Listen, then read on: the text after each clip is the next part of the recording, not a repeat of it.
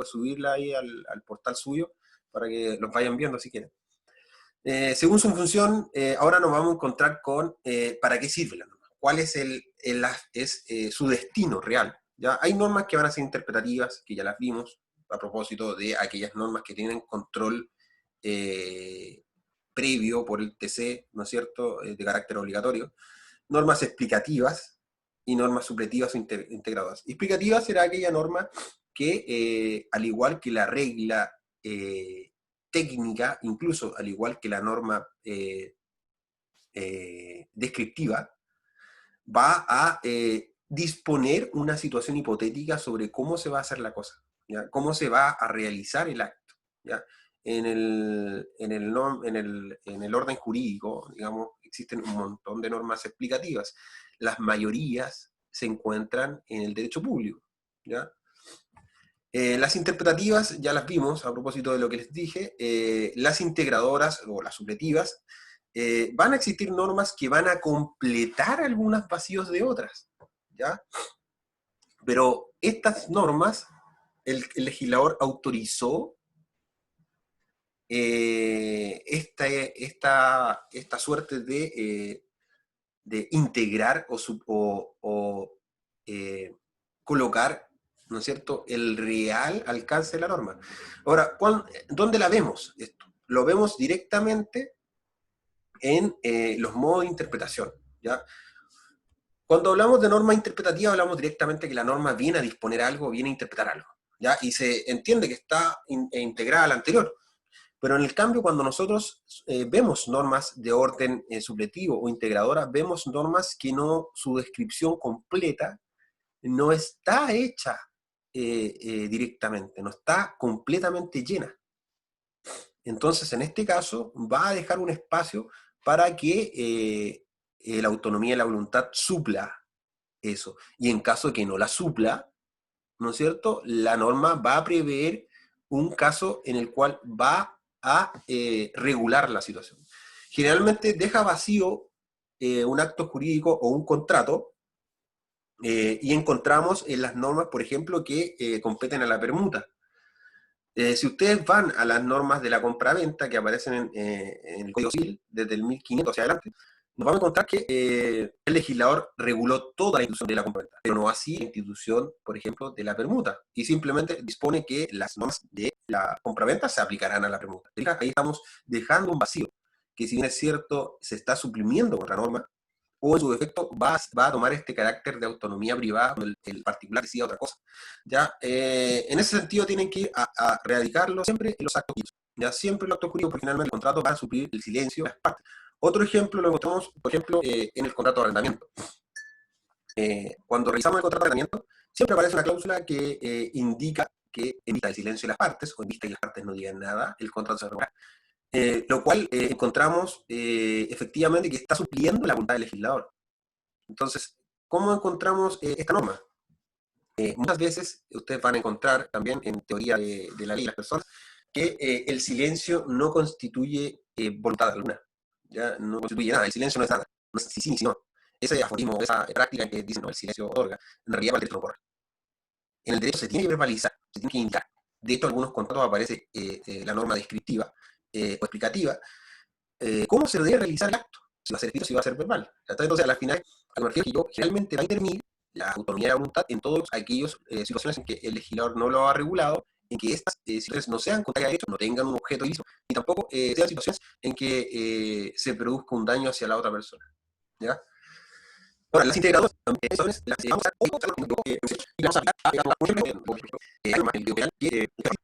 la norma empieza o indica que el parricidio es, digamos, el homicidio de otro, pero que conoce los lazos que unen a la persona, ¿ya? Este lazo de parentesco o lazo de consanguinidad. Entonces, en ese sentido, la norma nos dice que es un lazo de parentesco, que es un lazo de consanguinidad, o que es padre, madre o hijo.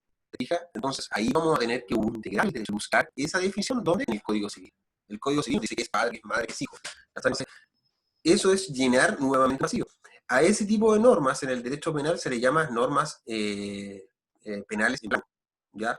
Y dependiendo del caso, si la norma describe su núcleo central y solamente deja para reglamentación a través de la autoridad reglamentaria, será una norma penal en blanco propia, ¿ya?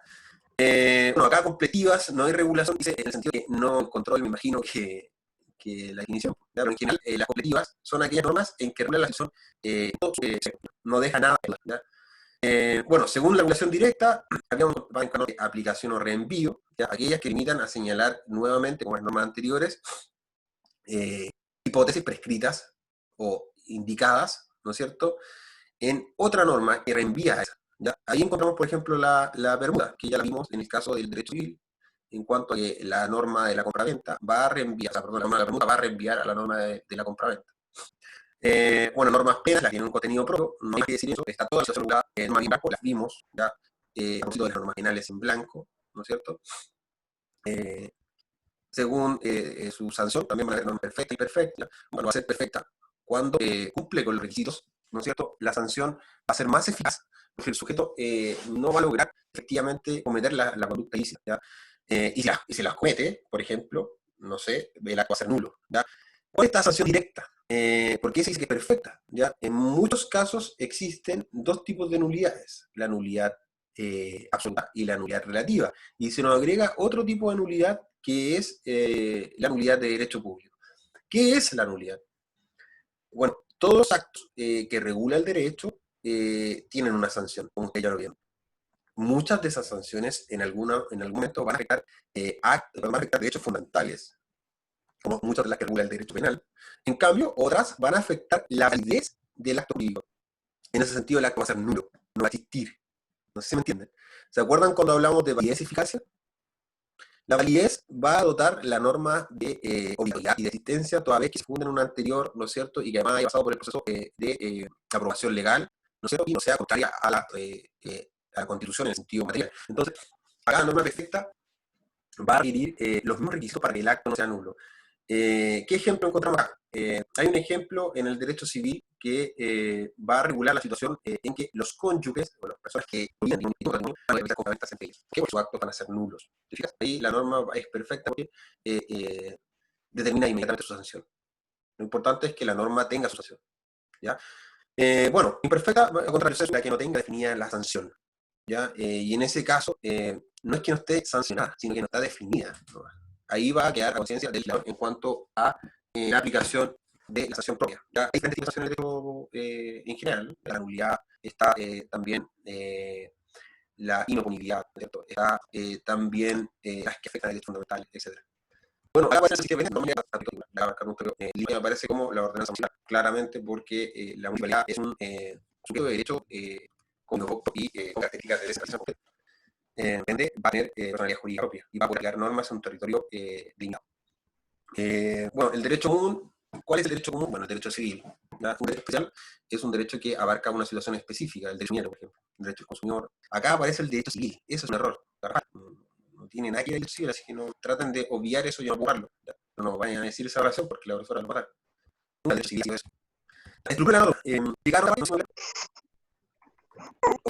o lo que sea.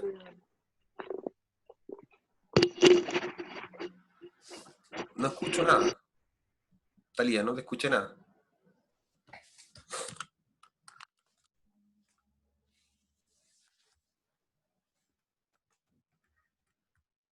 Espera un poquito.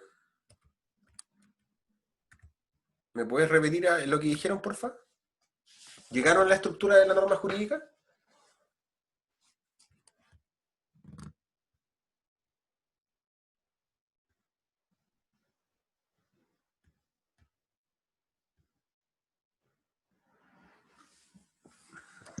Hola Franco, creo que no. Ya. ¿Se los paso o no es necesario? Sí, sí. Ya. Bueno, revisando el tema de la estructura de la norma jurídica, es una acápite que la profesora Lili quizás dejó para el final, pero es bueno que lo sepan desde antes. ¿Ya? Ya revisamos a propósito de la norma, qué es la norma, ¿no es cierto? Venimos digamos, desglosando cuáles son sus clasificaciones, cuáles van a ser sus ocasiones, sus características fundamentales. Ahora vamos a ver cuál es su estructura. ¿Ya? Bueno, la norma siempre se va a dotar de tres estructuras: una gramatical, una lógica y una material. ¿Ya? La gramatical va a atender cuál va a ser su significado y qué lenguaje va a utilizar. La lógica va a referirse al sentido de la proposición normativa, es decir, va a analizar un juicio lógico, ¿ya? este juicio lógico va a caer generalmente en que son hipótesis, en que se va a concluir de que constreñidas diferentes actuaciones va a cumplir con la norma. ¿Te fijas? Entonces, en ese sentido encontramos la lógica. El tema madrigal va a estudiar el vínculo interpersonal, que es la obligación misma, que crea la norma jurídica entre ambos sujetos. Y aquí en el material vamos a encontrar la bilateralidad, a propósito de lo que habían visto ustedes arriba. Ahora, dentro del plano gramatical encontramos que el lenguaje que utiliza la norma siempre va a ser el lenguaje natural, ¿ya? Este lenguaje va a estar dotado de ciertos signos o símbolos, ¿ya? Y que es la definición del lenguaje mismo, ¿ya? El lenguaje es un conjunto de símbolos, de signos que permiten comunicarnos y entendernos. Bueno, ¿qué lenguaje va a utilizar la norma? La norma tiene que utilizar el lenguaje más común, ¿ya? Porque tiene que ser entendida por todos.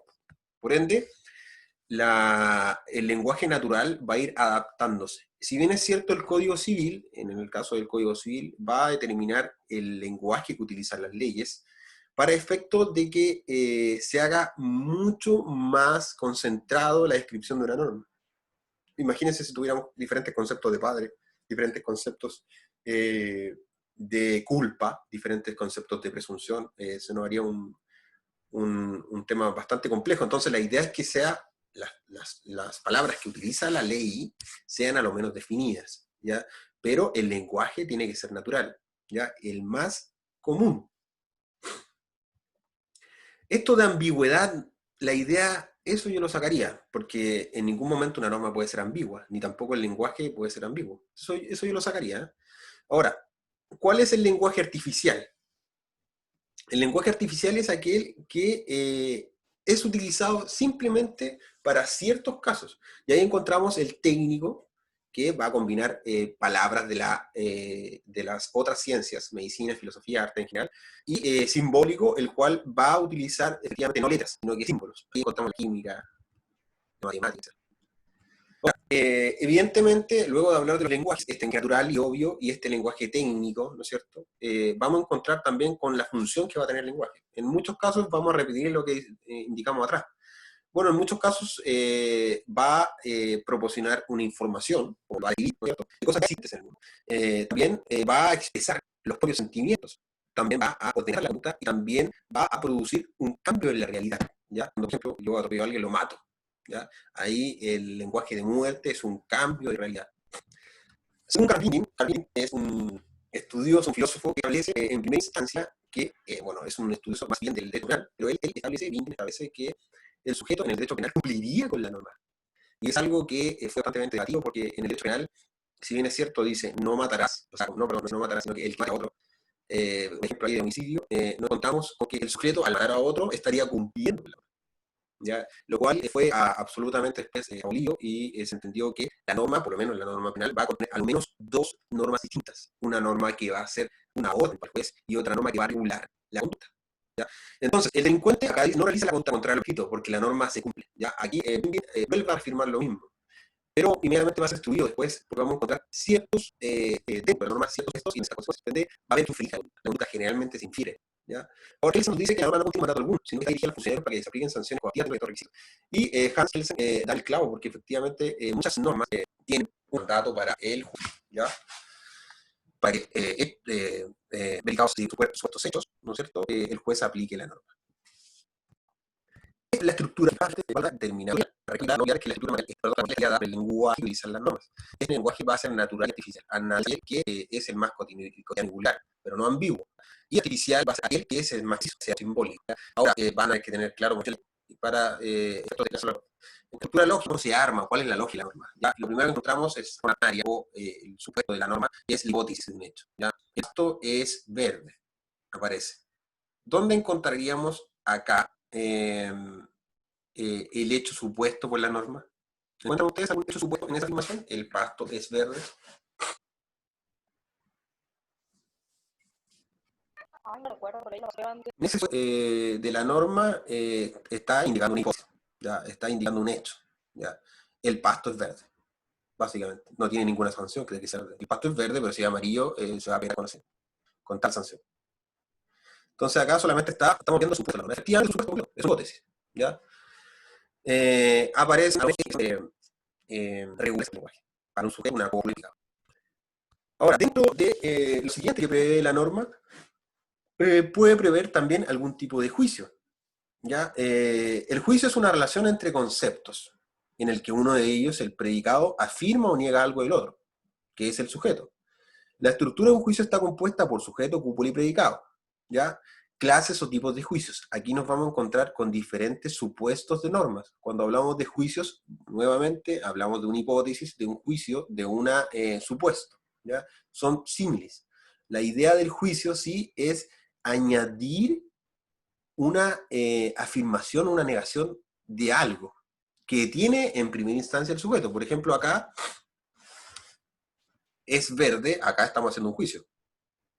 ¿Ya? El sujeto es el pasto. Le agrega una cualidad. Puede ser afirmativa o puede ser negativa.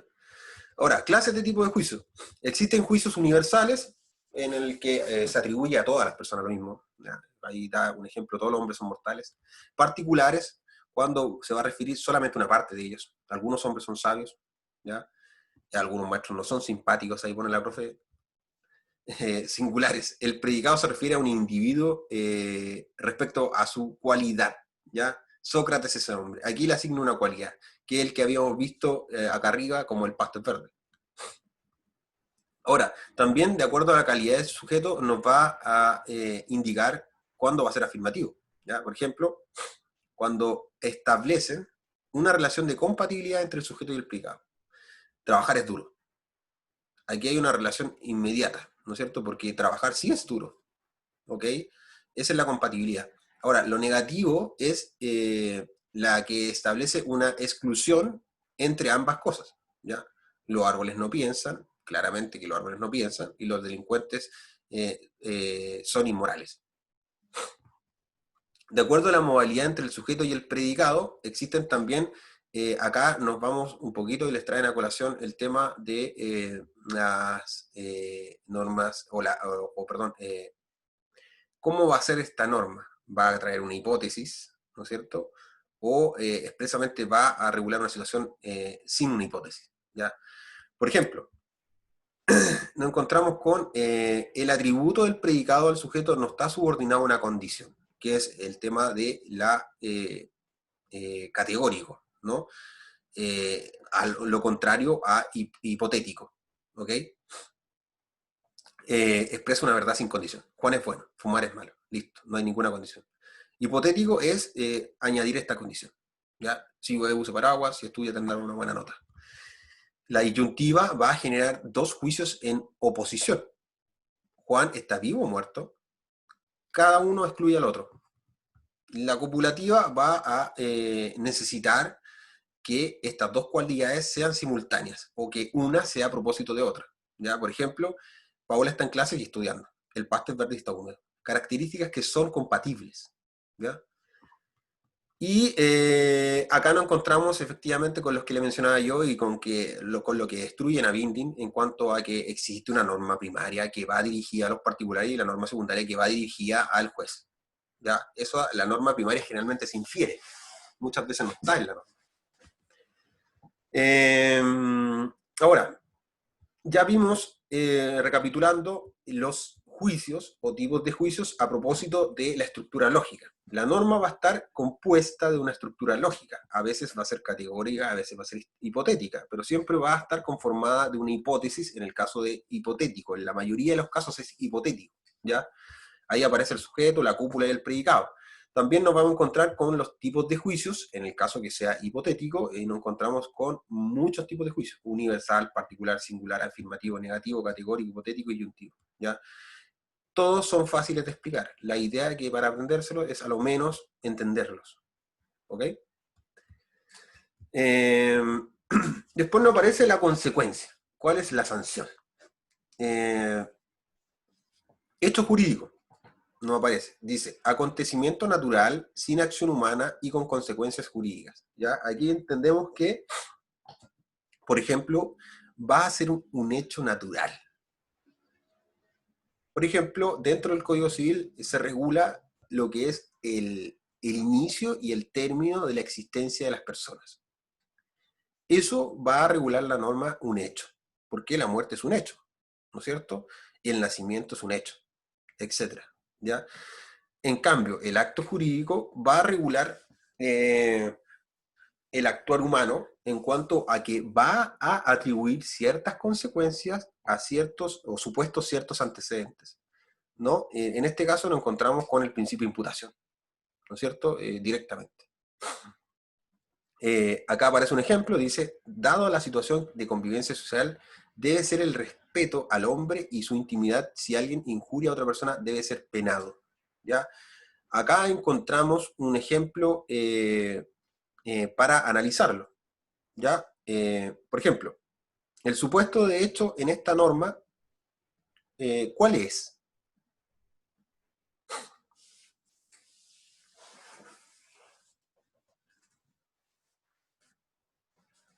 ¿Cuál es la norma primaria en este ejemplo? Dado la situación de convivencia social, debe ser el respeto del hombre y su intimidad. Ahí encontraríamos una situación categórica, ¿no?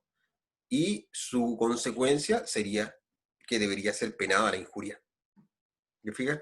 Ahora, acá la profesora nos va a seguir indicando cierta hipótesis.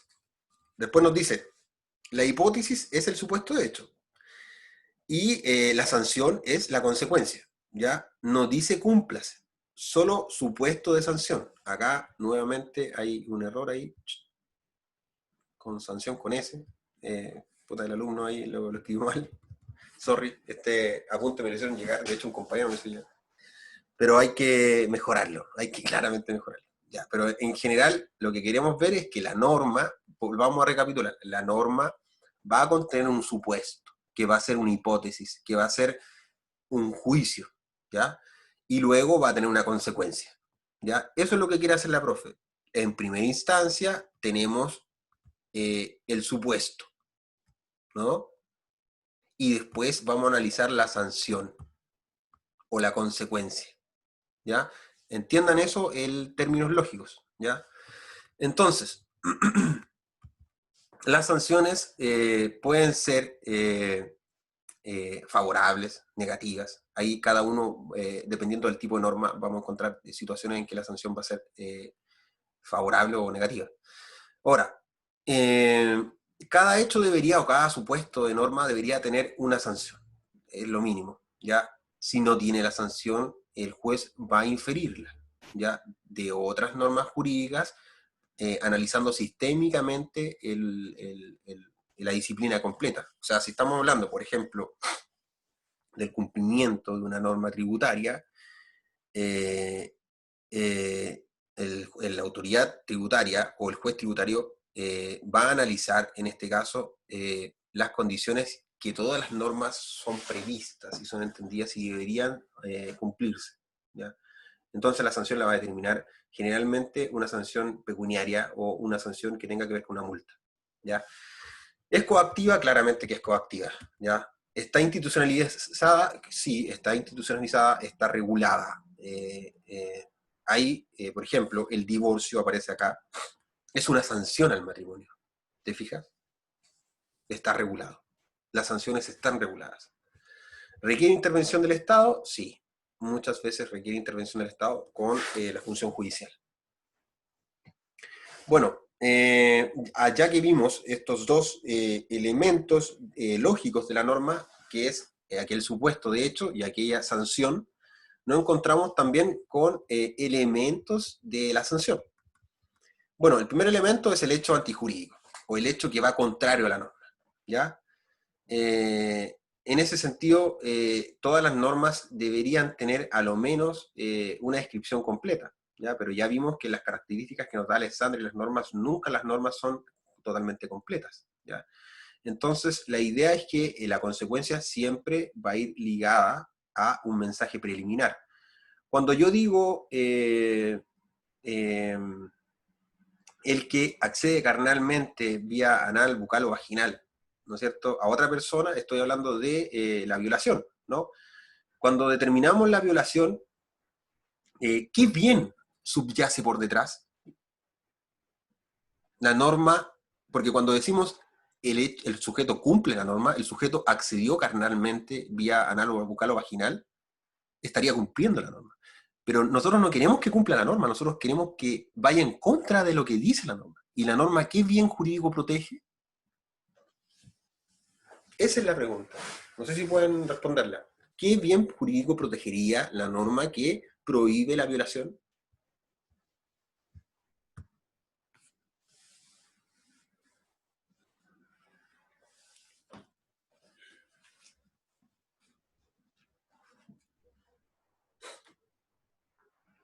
¿Estaría protegiendo la vida?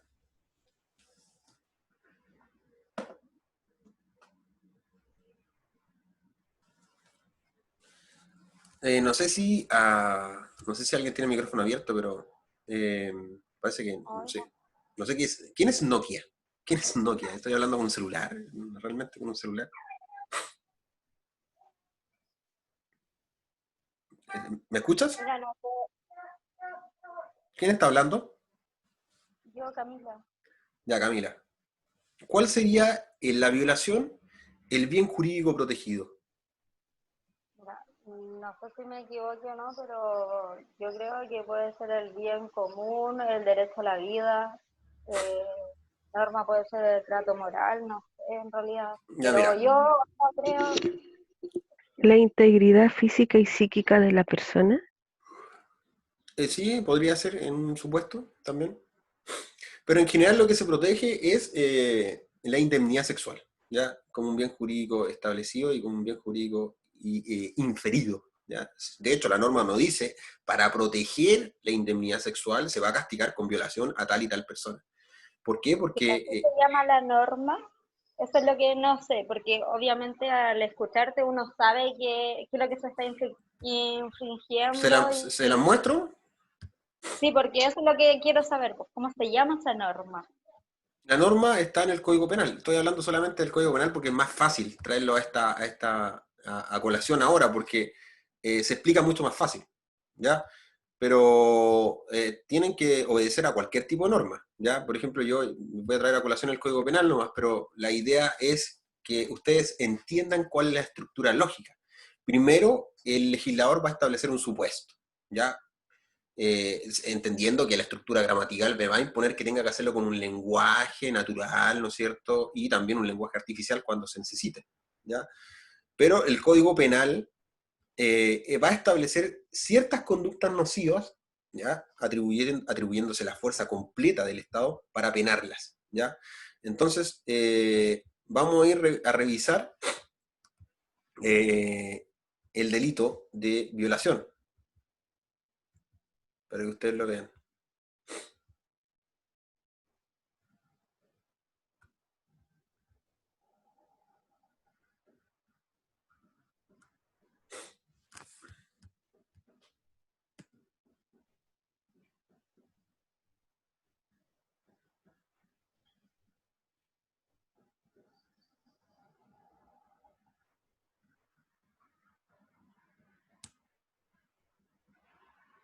Franco, Dime. ah, puedo dar como un dato para las personas que les gusta ver como casos, Sí, lógico. eh, sobre todo lo que está sucediendo hoy con el tema en Estados Unidos sobre la discriminación y todo eso.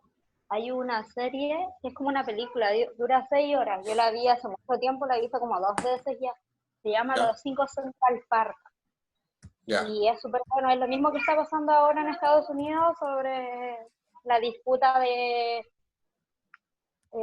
Trump, antiguamente en su familia, todo, y sale incluso en la película por el rostro de él, todo. Entonces, para que la vean los chicos y puedan entender un poco más sobre los casos y sobre de que aunque uno haga las cosas bien después al ejercer, igual va a existir muchas cosas por debajo de la injusticia, que obviamente el gobierno tiene más poder que cualquier persona. Ya, bacán. Gracias por el aporte ahí, los que quieran ver ahí, de inmediato van a verlo. Ya, acá aparece el 365 va a definir lo que es violación. ¿Quién puede leer esta norma? No sé si pueden verla ahí.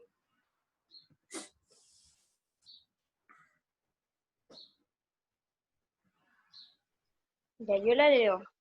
Dale. El que accediere carnalmente a un menor de 18 años de su mismo sexo sin que medien las circunstancias de los delitos de violación o estupro, será penado por reclusión menor en sus grados mínimo a medios. Ya, en esta norma va a establecer directamente un delito especial, ¿no es cierto?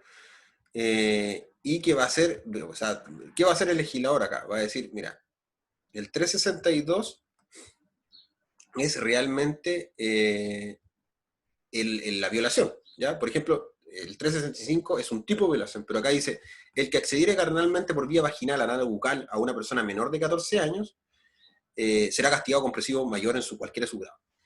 Acá la norma nos dice inmediatamente una hipótesis, ¿no es cierto? Porque es el que accediere carnalmente, ¿ya? Y una sanción. Pero no nos dice qué está protegiendo. ¿Cachai, no? Entonces a eso me refiero.